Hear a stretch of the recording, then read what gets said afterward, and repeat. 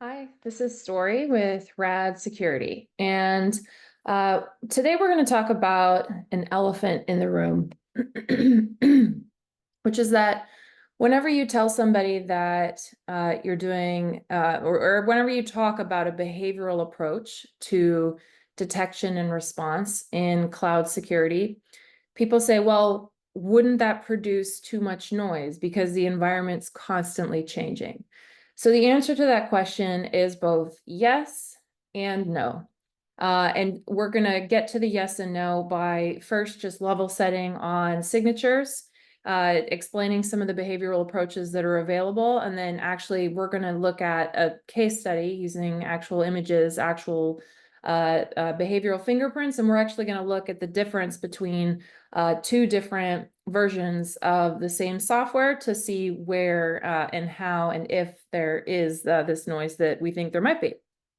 So level setting on signatures. So definition of a signature in its most basic form. A signature is where you have very specific code or like a rule, a signature, that looks for something. And if so, it's a you have to, already know what the thing is you're looking for. You write code to catch it, and then when the thing happens, you detect it. And so then by definition, a signature is, number one, going to have to be very specific and catch something that's known. So those two things in and of themselves are relatively easy to bypass. It makes signatures easy to bypass. So what I'm showing here, this is an example of a rule in Falco, which is a very popular open source runtime security tool for cloud security. And this rule was written specifically for a CVE in sudo, which is a Linux, like you can use sudo with Linux to basically become a super user for a certain time period. And you can imagine what a CVE in sudo would allow you to do, right? You would be able to escalate your privileges in a way that's not ideal. And so this rule is meant to catch that particular CVE. And what it looks for is this process name of sudo edit. And what we can see here is how actually this signature can be bypassed because of just the nature of rules and how they are.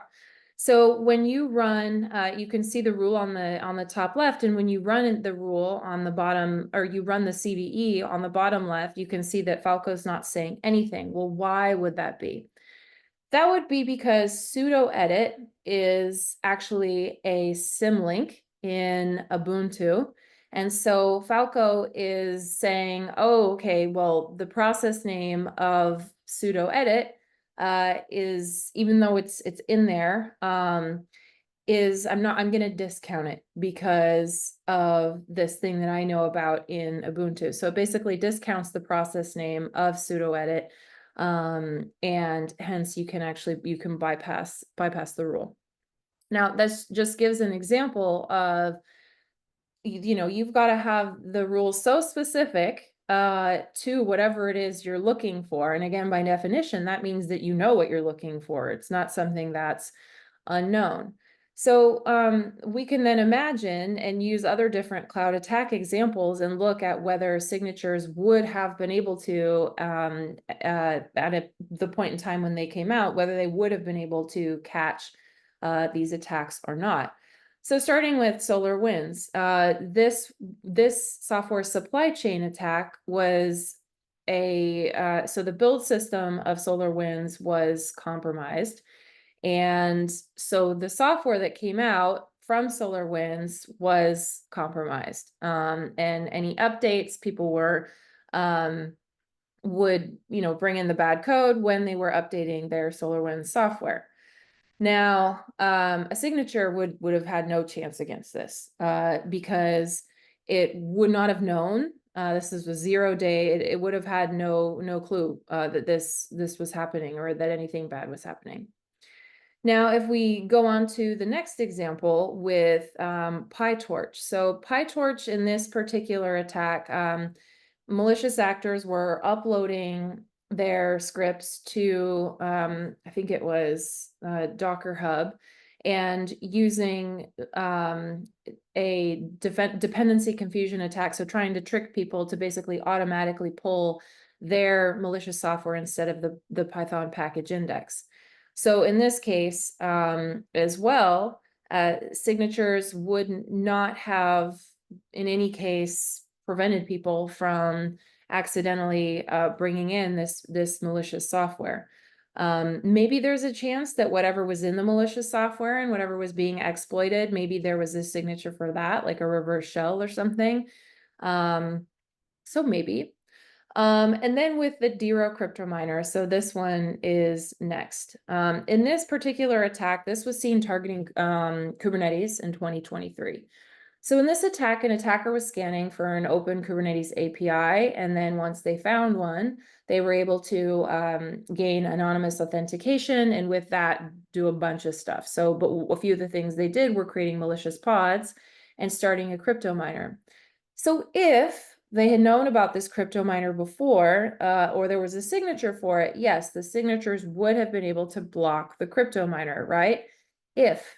So, not the first time, definitely, right? First time it's been seen wouldn't have helped, right? And lastly, the XE backdoor. So in the XE backdoor attack, a malicious an attacker, they managed through lots of effort on their end and a bit of manipulation. So they managed to become the maintainer of the XEUDIL software and push malicious updates into a new version of the software. And what would have happened in the end was if the malicious software was present and the attack was exploited, remote code execution is what the attacker was looking for in the end of the day. But the way that it gained remote code execution was through a list of, or a very valid processes, just the way that remote code execution works and some other valid elements, and then they would have been able to gain control. So a signature wouldn't have been able to see this kind of valid activity or these valid processes, right? So again, a place where signatures are not helpful. Now, what I'm telling you is not new. This is not new, right? You've heard this story before, maybe in network security when I think it was FireEye that came out with network sandboxing, right? In order to protect against the situations where you would have a Word document or another malicious document going through the network, and the basically the protocol-based, the signature-based, the rule-based methods that were in place, and with both the firewall, the IDS, IPS, they couldn't help with that. And so hence a more behavioral approach.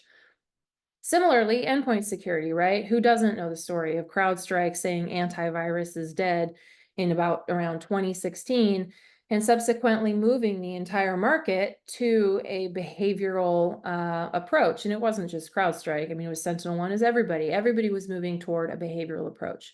Well, we are really now at that pivot point in cloud security, where most of the technology out there is signature-based versus behavioral. And there are behavioral approaches out there, though, and it's relatively surprising. Most people are really relatively surprised to know how much of detection and response in cloud security is signature-based, and this is around the percentage. But there are behavioral approaches out there. So let's look at those and see what they have to see what we can learn from them. So let's look at them. I call it just like the machine learning method, but it's basically, CrowdStrike's method of what they'll examine millions of pieces of malware, except in this case, we would want to examine millions of cloud attacks. We could predict and then identify cloud attacks from there. So this really works for malware where you've got millions of things to work with, but this really does not work with cloud security today, just because we don't have millions of cloud attacks to work from, right? That we can then go and predict new attacks from. Now the next version of behavioral detection that I've seen, that we've seen, is where you kind of identify some behaviors of attacks and then put a signature on top of it, or a rule on top of it, right? And of course the issue here is that you still have some form of signatures, and you still have to kind of know exactly what you're looking for. So these first two methods don't really help us cut to the grain in terms of, or get to the nut of what we're trying to figure out here, which is there too much noise to do behavioral detection and response in cloud security? In contrast, there's this third method it's called runtime verification, so behavioral runtime verification. And what you can do is you can look at the behavior, so the hierarchy of processes, programs, and files at runtime for any image, and fingerprint what good looks like, so that anything that behaves differently is then marked as potentially suspicious. And then automatically, you would think, oh, okay, but the cloud is too noisy, so let's look at it. And this method gives us a way to actually examine whether the cloud is too noisy to be able to do behavioral detection or not. So let's take a look at that. Now we have a Redis image, and we've got two versions. We have 6.2.14 and we have 7.2.4. So immediately when we're comparing the two, we can see that there's a lot that's different under the hood. And this is really what people are thinking when they're thinking about noise. They're thinking about the differences in the packages and the updates and open source and things like that. So let's look at it, right?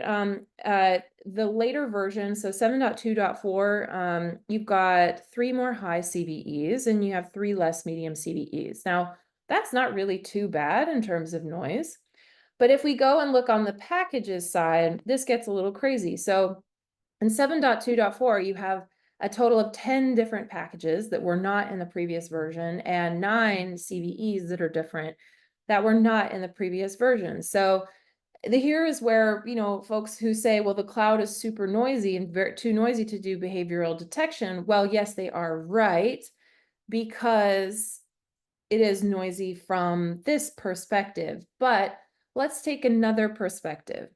So this is the behavioral perspective that I mentioned before with runtime verification. Now, what you notice is that these two fingerprints, which, if I just fast forward for a second, what I'm showing you here is the workload, the processes, the programs, and the files that are happening at runtime. So for these two different Redis versions, the fingerprints are exactly the same. Now, how is this? Now, this is the case because think about it, Redis is a database image. So your database is going to be stable. It has to be stable with any update. And so it's not going to actually run much differently, even though maybe what's under the hood has changed quite substantially. And so from this behavioral perspective, we're not really seeing a whole lot of noise. Now, at this point, you'd probably say, well, okay, well done. You've picked a perfect example to match your argument, a database image, congratulations. But there are other things like PySpark, which is what we're showing here, which is really very volatile. And the nature of it is to be volatile, because the whole point of PySpark is to be a Python sandbox, and you can make of it what you will. So you could have a lot of visualizations taking in input from a lot of different data sets, or you could just have a list. You can move the data around and use it however you want. So then how in the world could we not be seeing a ton of noise on the behavioral side from this? Well, this is the actual fingerprint. So what I'm showing here is the fingerprint as well as the drift. So what's in red is the drift.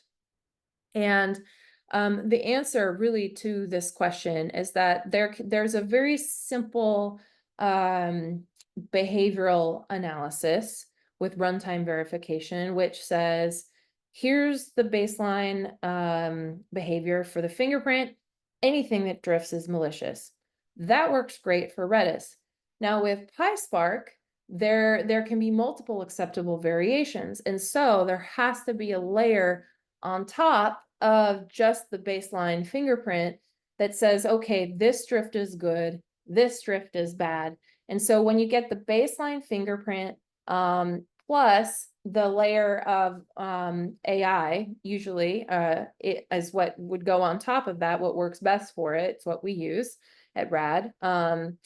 If you have the AI level on top of that, then finally you have a way to be able to create this kind of a fingerprint that maybe the fingerprint is different from, you know, this environment to that environment, but at least we still know what is malicious in the fingerprint in your unique fingerprint versus what is potentially benign.